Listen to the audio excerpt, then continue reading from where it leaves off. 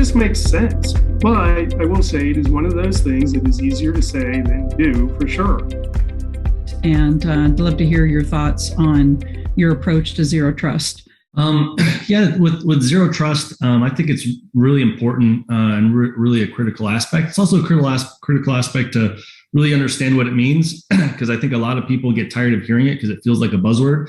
You're like, oh, zero trust, it's a buzzword. Well, I mean, cloud's a buzzword, big data is a buzzword. Like there's lots of buzzwords out there, right? So, and I think that the worry is about understanding what it means and what it means to you. And I look at it as just a different way of solving an old problem, right? There used to say, at least I know I used to say, a lot of people used to say, a very popular statement was trust but verify, right? So there's a default level of trust that you would give. We'll verify it later. We'll do some audits every quarter. We'll double check it, right? We'll just make sure things are in place. And that strategy has not worked out very well for anybody, right? So the trust but verify doesn't work, right? So how do we take a secure by design approach? How do we make sure that we flip trust but verify upside down, and we don't trust anybody or anything at any given time unless the trust happens through some mechanism, right? Through some kind of policy-based access control, through some mechanism in which my identity, my system's identity, the system I'm going to connect to's identity are all validated, and making sure that me and my system from my house can connect to the thing that I need to connect to. And I think that a zero trust approach is exactly that. It is just a policy-driven way in which you are allowed to connect to things individually, and you're not allowed to connect to everything. I guess we could compare it to a traditional VPN approach potentially, right? When you connect to a VPN, you're on the network. You can do everything that you could do on the network. A zero trust approach to an access system would mean that if you have, if you can connect to a thing on a network, then you can connect to that one thing on that network. You can't connect to the whole network at one go. So that zero trust approach, I think it's very important in today's world. When we talked earlier, when we were talking about from a threat landscape perspective, how do we modernize? How do we adapt to be able to provide security and access to systems in this remote world, in this SaaS-based world? How do we do it? We do it via, one of the ways, and a great kind of philosophical way to do it is really thinking about zero trust, making sure that we really understand what people need access to, and we give them access to only the things they need access to, using the right kind of process and technology. Use as much context and metadata as we can to provide those capabilities.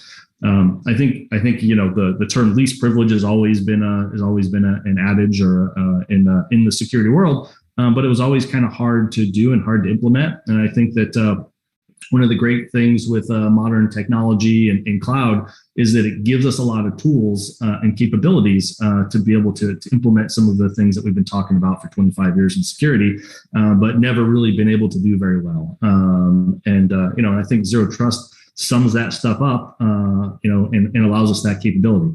And I would just tell everybody, don't, worry about the marketing buzzwords. Of course, there's tons of cyber companies out there and lots of people that are trying to help, and lots of people trying to make money.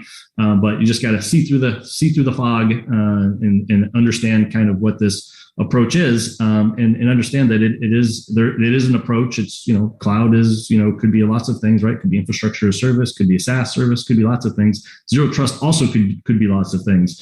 It's kind of important to think about how it relates to your business, how it relates to you, how it relates to your threat landscape, and how you can deal with those types of problems.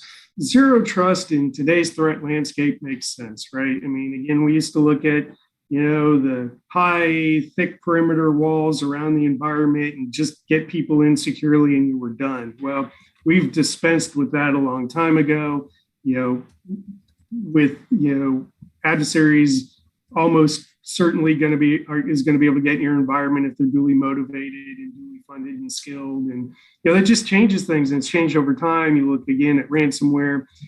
Also consider, and this is, a key point too, is depending on which metric you look at, and they're all pretty close, it's anywhere from like 83 to 89% of every breach is a result of human error. So that's staggering if you think about it, 8 out of every 10.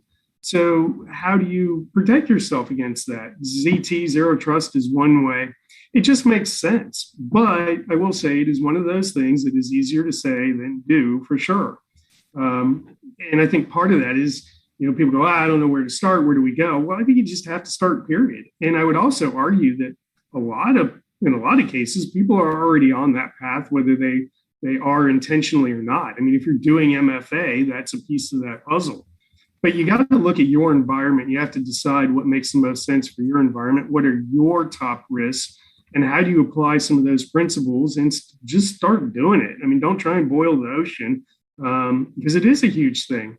If you've got a large, complex existing network that's fairly flat, and you need to look at segmentation or microsegmentation, which is a key tenet, that's going to be tough, and it's going to take time and energy and resources to work through.